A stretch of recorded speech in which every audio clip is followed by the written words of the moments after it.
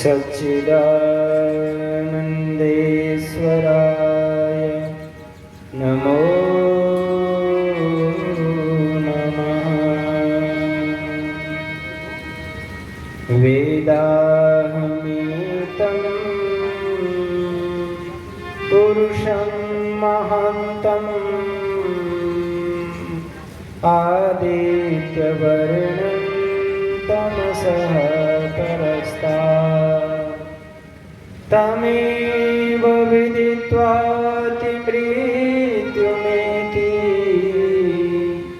नान्यः पन्था विद्यते अयनाय। तद्विष्णो परमं पदं सदा पश्यन्ति सूरया दिवीव चक्षुरागतम्।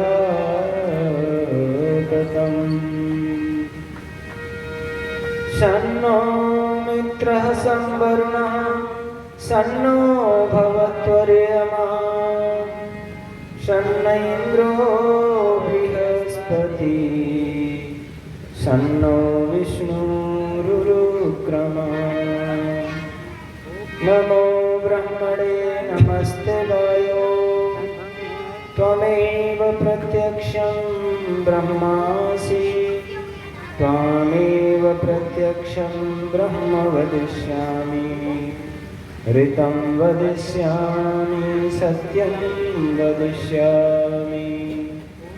तन्मामवतु तद्भक्तारमवतु अवतो माम् अवतो भक्तारम्। ॐ स्तुता मया वरदा वेदमाता प्रचोदयन्ता पावमानीन्दुजानाम् आयुः प्राणं प्रजां पशुं कीर्तिं द्रविणं ब्रह्मवर्चसम् मह्यं दत्त्वा ब्रह्मलोकम्।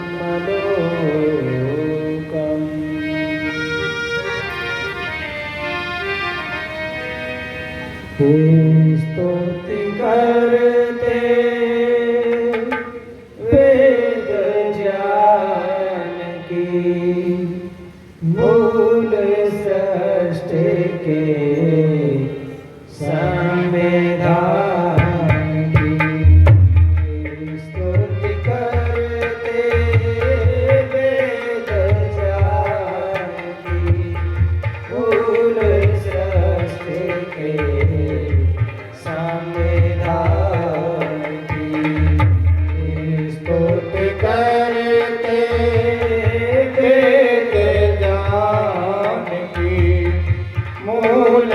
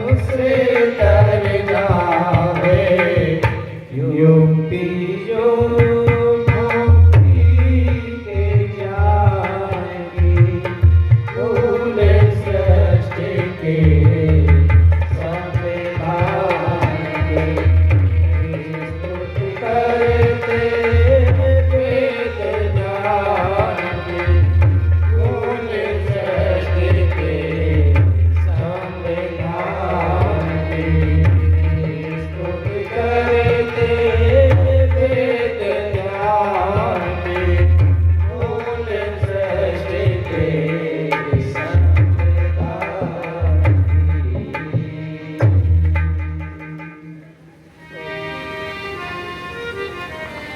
आदरणीय श्रद्धेय पूजपाद सन्यासी वानप्रस्थी मंडल और विद्वत जन, श्रद्धा पूजा सत्कार की भजन मात्र शक्ति, धर्म प्रेमी सज्जनों, इस कार्यक्रम के आयोजक समस्त आर्य समाज के पदाधिकारी गण और उनके सहयोगी जन, भाइयों बहनों, प्यारे बच्चों, हमारे साथी भाई मोहरपाल जी और पूरन सिंह जी, आपके बीच में लगातार पिछले 5 दिन से आज 6वां दिवस है। भगवान का दिया हुआ जो ज्ञान है, जो इस सृष्टि का संविधान है, जिसमें हमारे जीवन के सुख मूलभूत सिद्धांत हैं, उस परमात्मा की पवित्र वेद आज्ञा के कुछ चंद बिंदुओं पर चर्चा हो रही है। भगवान की वेद वाणी हमारे लिए ऐसे समझो अनंत है, वैसे भगवान भी अनंत है, भगवान का ज्ञान भी अनंत है। पर जितना जीव अपने हित और कल्याण के लिए भगवान के ज्ञान में से लेता है उतना होता है, बाकी तो कितना भगवान का ज्ञान ईश्वर के अंदर विद्यमान रहता है। हमारी जो सामर्थ्य है, योग्यता है, उतना उतना हम लें और अपना कल्याण करें और आगे बढ़ें, अपनी यात्रा को सफल करें। तो वेदों में एक मुख्य मंत्र है जिसको गायत्री महामंत्र कहते हैं, जिसमें ईश्वर का नाम, स्वरूप, कार्य, महिमा पाने का तरीका और फल दिया हुआ है। जिस ईश्वर को हम सुनते पढ़ते हैं उसका मुख्य निज नाम ओम है। फिर उसका स्वरूप क्या है, तो भू भुव स्व, वो सच्चिदानंद स्वरूप है। फिर भगवान के कार्य क्या है, तो वो सविता है। 5 सृष्टि में भगवान के काम है। सृष्टि का सृजन करना, पैदा करना, फिर पालन करना, और उसके बाद संहार करना, मिटाना, जीवों के कर्म फल देना और वेद ज्ञान देना। ये 5 काम जो शक्ति करती है वो ईश्वर है। यहाँ तक चर्चा हो गई। भक्त ने कहा भगवान आगे आपकी और कोई महिमा हो जिसको जानकर मैं जीवन को धन्य करूं, वो महिमा भी आप मुझे बताइए। तो आगे कहा गया वरेण्यम है। वरेण्यम कहते हैं सुंदर को, वरेण्यम कहते हैं श्रेष्ठ को, और वरेण्यम कहते हैं वर्ण करने योग्य को। परमात्मा ही सबसे अधिक सुंदर है, सबसे अधिक श्रेष्ठ है, और उसका ही भक्त वर्ण करते चले आ रहे हैं। सुंदरता कई प्रकार की होती है। कोई सुंदर आकार में होता है, कोई सुंदर बल में होता है, कोई रचना में सुंदर होता है, कोई ज्ञान में सुंदर होता है। अर्थात सुंदरता के कई पैमाने हैं, पर कुल मिला के सभी प्रकार की सुंदरताओं में भगवान ही सबसे सुंदर और श्रेष्ठ है। एक मंत्र आता है, हिरण्यगर्भ समवर्तताग्रे भूतस्य जातः पत्रे काशी सदाधा पृथ्वीं ज्ञान तेमां कस्मै देवाय हविषा बुधिमा। इस वेद मंत्र में कहा गया हिरण्यगर्भ, परमात्मा क्या है, हिरण्यगर्भ है। हिरण्यगर्भ माने जिसके गर्भ में सूर्य, चांद, पृथ्वी, नक्षत्र आदि ये दुनिया भर के साधन जिसके गर्भ में विद्यमान है। अर्थात जैसे एक चीकू छोटा होता है उससे सेब बड़ी होती है, तो आकार की दृष्टि से सेब महान है। आकार की दृष्टि से ईश्वर को देखें तो वो अनंत है। ये दुनिया जो भी कुछ है वो भगवान के मानो गर्भ मात्र में है। हिरण्य गर्भ का उसको गर्भ कितनी जगह पे होता है, जैसे माँ के शरीर में गर्भ स्थान होता है, उसमें शिशु होता है, और गर्भ से इतर कितना माँ का शरीर बड़ा होता है। ऐसे समझो ये दुनिया तो भगवान के गर्भ मात्र में है, बाकी तो परमात्मा अनंत है। तो आकार की दृष्टि में भी आप सोचें कि इतनी लंबाई चौड़ाई, ऐसा हम नहीं सोच सकते। अनंत अनंत है, इतना बड़ा है। समवर्तताग्रे, कोई ज्ञान में श्रेष्ठ होता है। जैसे हम किन्हीं किन्हीं के ग्रंथ पुस्तकें पढ़ते हैं, भाई उसका ग्रंथ बहुत महान है, उसके ग्रंथ में सारी विद्याएं हैं। जब भगवान के वेद ज्ञान को हम पढ़ते हैं तो दुनिया भर का जो ज्ञान जीवात्मा के हित के लिए चाहिए, वो संपूर्ण ज्ञान केवल वेद में मिलता है, और दुनिया के किसी ग्रंथ में मिलता ही नहीं। और दुनिया के किसी ग्रंथ में इतना ज्ञान विज्ञान नहीं जो वेद के अंदर है। इसका मतलब भगवान ज्ञान में भी अनंत है। और भूतस्य जातः, कोई रचना में, उत्पन्न करने में, बनाने में भी श्रेष्ठ होता है। जैसे कुछ बच्चे चित्रकला की परीक्षा देते हैं, परीक्षक उनको अंक देता है। किसी बच्चे को 20 में से 18-19 अंक आते हैं, किसी को 15 आते हैं, किसी को 10 ही मिलते हैं, किसी को 5 ही मिलते हैं। तो जो सबसे अंदर सबसे ज्यादा अंक लेके आया है, वो मानो रचना में ज्यादा श्रेष्ठ है, उसने सुंदर रचना बनाई है। और भगवान की रचना को देखें, पहाड़ों से, नदियों से, वृक्षों से, फूलों से, फलों से, लताओं से, बेलों से, घासों से, विभिन्न प्रकार के पशु पक्षियों को देखो आप, उनसे, मनुष्यों से, कितना सुंदर इस दुनिया को बनाया है। ऐसे समझो किसी ने दुल्हन को सजाया हो, ऐसे सृष्टि को, प्रकृति को भगवान ने सजाया है।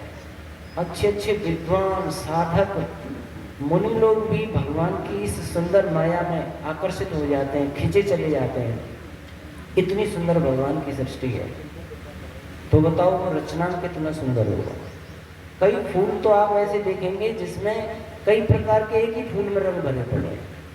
ऐसी नीली टिक्कियां हैं, पीली पत्तियां हैं, लाल हैं, उसमें कितने रंग हैं, मानो किसी ने हाथ से भर दिया है।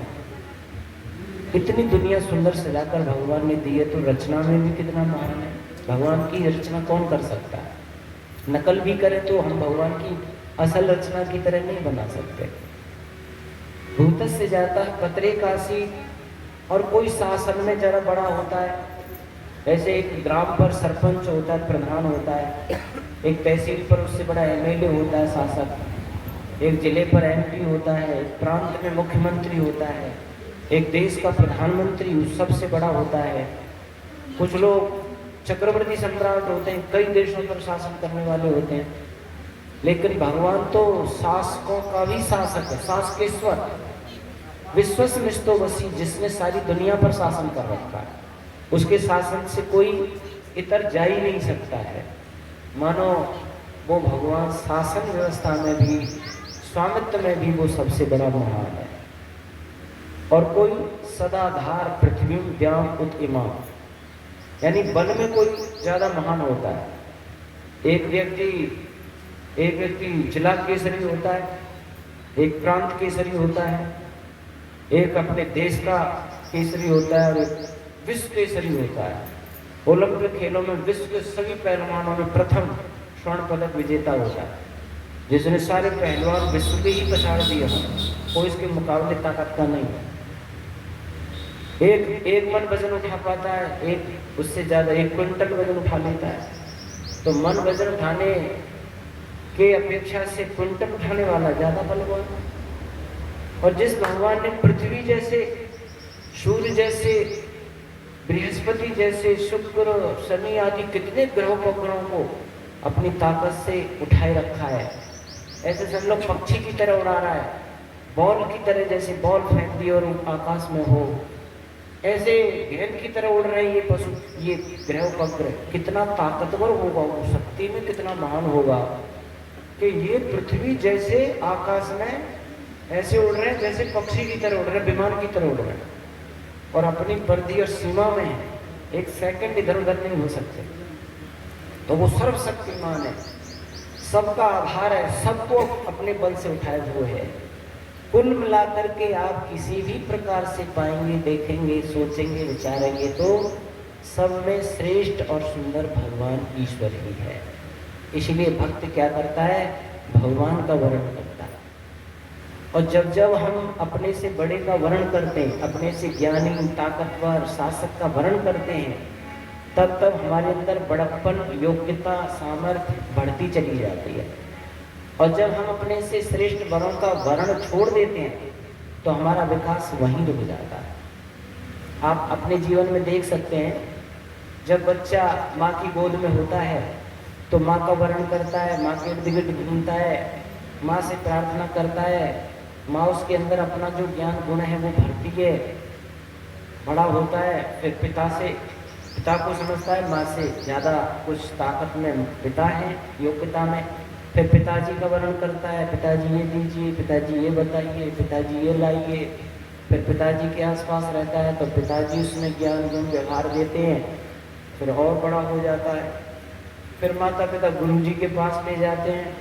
फिर सोचता है माता पिता से कुछ अधिक गुरु जी के पास है, नहीं तो ये इनके पास तो छोड़ के जाते, अपने पास जो होता है इनका जैसा तो वहीं दे देते।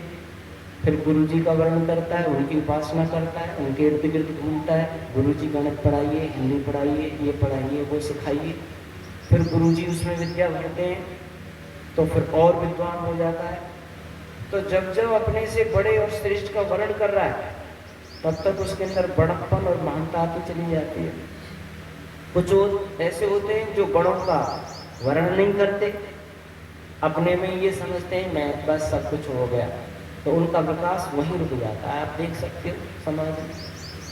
लेकिन माता पिता और गुरु से भी कोई बड़ा है क्या?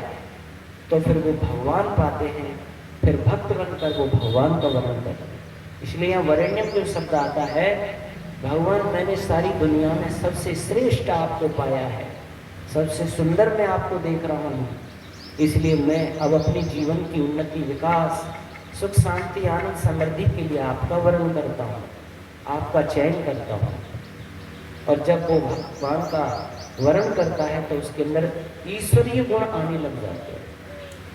फिर वो ईश्वर जैसा होने लग जाता है, समाज के नज़र में वो एक महान हो जाता है, उसके अंदर महानता दिखने लगती है, उसकी हर हरकत में एक बहुत बड़ी अलौकिकता आ जाती है। समझो उसका उठना बैठना, चलना फिरना, लेन देन एक अलौकिक हो जाता है, क्योंकि वो भगवान का वर्णन किए हुए है। परंतु सच्चे मायने में वर्णन, सच्चे मायने में हम उसकी समीक्षा करें तो वो योग्यता, सामर्थ्य हमारे अंदर आती है। और हम यूँ ही थोड़ा बहुत कर रहे हैं उस बात से नहीं, पर वास्तव में वर्णन करना चाहिए जैसे। और आप वैसे भी लोग में देख सकते हैं, कोई एक बहुत बड़े ताकतवर की समीक्षा करता है तो उसमें कितनी शक्ति आ जाती है। कोई यूपी के मुख्यमंत्री योगी आदित्यनाथ जी की समीक्षा करता हो, उनके पास बैठता हो, उनके समीप फोटो खिंचाए हुए हों, तो लोग क्या सोचते हैं, अरे ये दूसरा मुख्यमंत्री समझो, उनका दाहिना हाथ है, ये जो चाहे वो करवा सकता है, उनके साथ खास मित्र है, बिल्कुल निकट बैठने वाला है। तो एक योगी मुख्यमंत्री के साथ बैठकर व्यक्ति में कितनी ताकत आ गई, समाज के लोग उसको दूसरा मुख्यमंत्री समझने लग जाते हैं। कोई प्रधानमंत्री की समीक्षा करने लग जाए, उनके पास बैठे उठे वार्ता करे, उनके साथ खिंचे हुए फोटो हो, तो कहेंगे अरे दूसरा ही प्रधानमंत्री समझो, उसको दाहिना हाथ समझो। कितनी सामर्थ्य आ जाती है। तो हम भगवान की समीक्षा करें और सामर्थ्य ना आए, हमें निर्भयता ना आए। आप अगर प्रधानमंत्री समीक्षा करें, आप भयभीत रहेंगे क्या? आपके धनाभाव रहेगा क्या? आपके पास कोई अभाव रहेगा? आप इतने महान की गोद में बैठे हैं, समीक्षा कर रहे हैं, और फिर ये कहें मैं तो मरा, मैं तो गिरा, मेरे पास कुछ नहीं है, मुझे कोई भी मार सकता है, कोई कुछ भी कर सकता है, कुछ भी भय नहीं रहता है, निर्भय, हर प्रकार की वो धन की कमी नहीं, योग्यता की कमी नहीं, किसी चीज की सम्मान की कमी नहीं, सब कुछ मिल जाता है बड़े के समीप जाने पर। और भगवान की भक्ति कर रहे हों और फिर भी अभावग्रस्त हों, मेरे पास ये नहीं वो नहीं, भयभीत रहे, तो समझो कुछ अलग ही हो रहा है, आपने अभी ईश्वर की समीक्षा की नहीं है। अगर समीपता हो जाएगी तो आपको कुछ कमी खलेगी ही नहीं। मैं एक छोटा सा उदाहरण देता हूँ। कहते हैं कि औरंगजेब के ज़माने में एक बलीराम नाम का व्यक्ति था और वो फाइलों का काम किया करता था। उसके ऑफिस में फाइलों का काम करता था, बड़ा महत्वपूर्ण आदमी था। नियम वहाँ ये था कि जब भी हम वो न्यायालय में उसमें जाते थे तो बादशाह को लोग सलाम करते थे खड़े होकर। बादशाह उनकी सलाम लेता था और फिर बैठने के कहता था बैठ जाओ, तब बैठते थे, तब अपनी बात कहना शुरू करते थे। तो एक दिन बलीराम फाइलें लेकर के बादशाह के पास गया और बादशाह को सलाम किया, पर बादशाह किसी दूसरे से वार्ता कर रहा था। बलीराम की कोई सलाम नहीं दी। काफ़ी देर तक बलीराम खड़ा रहा, मेरी तरफ देखें, मेरे को बैठने की इजाज़त दें, पूछे मेरे से क्या काम है, पर औरंगजेब ने उसकी तरफ देखा नहीं। बलीराम ने फाइलें मेज पर रखी और वहाँ से वापस हो लिया। जब औरंगजेब की नज़र सभी पर गई, लोगों पर, तो वही बलीराम नहीं है उसमें। कभी बलीराम कहाँ है? आज बलीराम नहीं आया। उन्होंने कहा बादशाह सलामत, बलीराम आया था, आपको सलाम भी किया, इंतज़ार किया काफ़ी देर कि ये मेरे को बैठने की कहें और मेरी बात पूछे, लेकिन आपने उसकी तरफ देखा ही नहीं। तो वो फाइलें रख के मेज़ पर चला गया। अरे भाई बलीराम को लेकर के आओ। 2 आदमी भेजे गए उसके घर पर, तो देखा कि उसके घर पर तो लूट हो रही है, लोग सामान ले लेकर जा रहे हैं। उन्होंने पूछा सेवकों ने, नौकरों ने कि बलीराम कहाँ है? कि बलीराम आए थे। उन्होंने कहा भाई जिसको जो सामान पसंद आए वो सामान लेके जा सकता है। इस घर को हम सब गांव वालों को दान करके चले गए यमुना के किनारे। उन्होंने आकर बादशाह को कहा बलीराम तो पूरे घर को दान करके और वो चला गया। अरे जहाँ पे हो वहाँ से ढूंढ के लाओ, बहुत महत्वपूर्ण आदमी था वो। अब वो ढूंढते हुए गए तो देखा यमुना की रेती में ऐसे बैठ करके ध्यान लगा रहा, जाप कर रहा है भगवान का। उन्होंने कहा बलीराम बादशाह सलामत याद कर रहे हैं, बुला रहे हैं, चलो। बलीराम ने कहा बादशाह से कह देना अब हमें बादशाह की जरूरत नहीं है, अब हमने बड़े दरबार में नौकरी लगा ली है, बड़े बादशाह की यहाँ नौकरी मिल गई है, छोटे बादशाह की हमें जरूरत नहीं है। अगर छोटे बादशाह को हमारी जरूरत हो तो वो स्वयं आके हमसे मिल सकते हैं, हमें मिलने की कोई जरूरत नहीं। अब वो गए, जाके औरंगजेब से कहा वो तो ये कहता है बड़े दरबार में नौकरी मिल गई है, अब हमें छोटे बादशाह की जरूरत नहीं है, उन्हें जरूरत हो तो वो मिल सकते हैं, हम नहीं मिल पाए। एक बार तो उसे थोड़ा गुस्सा आया और उसने कहा चलो ठीक है हम चलते हैं। और वो वहाँ पहुँचा, बलीराम ऐसे रेती में बैठा हुआ अपना ध्यान मग्न जप कर रहा था। औरंगजेब ने कहा बलीराम चलो ऑफिस में, काफ़ी फाइल का काम पड़ा हुआ है। उसने कहा बादशाह सलामत, अब बड़े दरबार में नौकरी मिल गई है, अब हम आपके दरबार के नौकर नहीं रहे। और देखो बादशाह, जब मैं छोटे बादशाह को सलाम करता था तो बादशाह मेरी तरफ देखता नहीं था, मैं मेरी बात पूछता था। और जब से बड़े दरबार में नौकरी मिली है तो छोटा बादशाह चलकर मेरे पास आया। अब इतनी बड़ी नौकरी को छोड़ के छोटे के यहाँ कैसे जाऊंगा? जब मेरी तरफ देखता नहीं था वो आज चलकर मेरे पास आया है, इसलिए बड़े दरबार में नौकरी मिल गई है। तो वास्तविक बात यह है, इतनी महानता निर्भयता आ जानी चाहिए जीवन जीने में कि उसे किसी प्रकार का किसी से कोई भय नहीं रहे।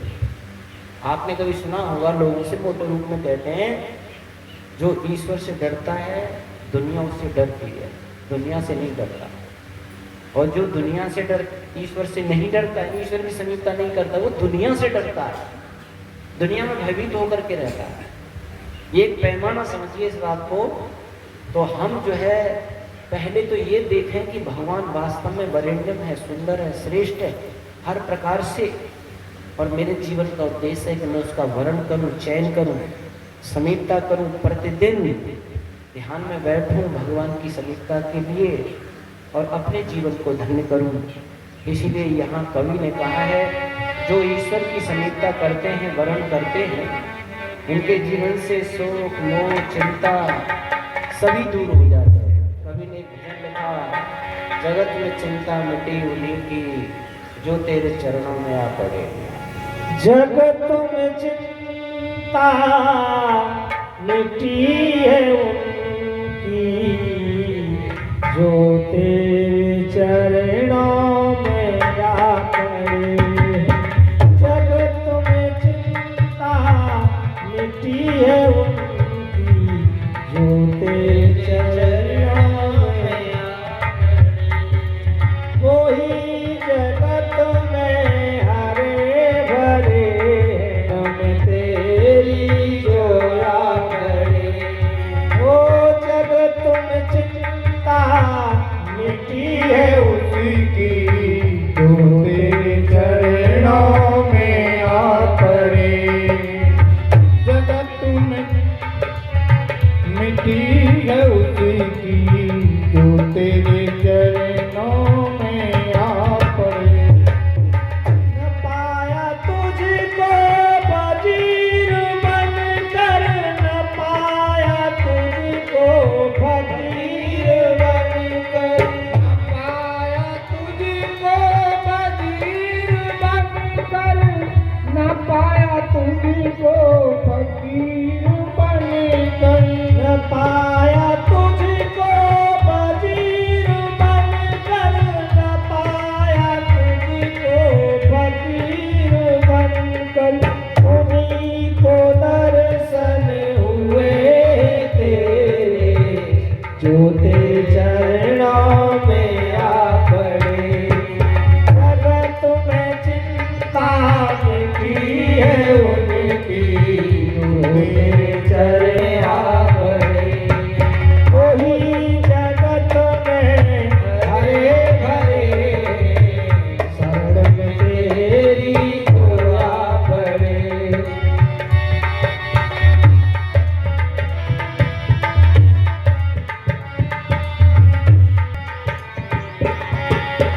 न पाया तुझको किसी ने बल से, न पाया तुझको किसी ने छल से, न पाया तुझको किसी ने बल से, न पाया तुझको किसी से, न पाया तुझको किसी ने बल से, न पाया तुझको किसी ने छल से।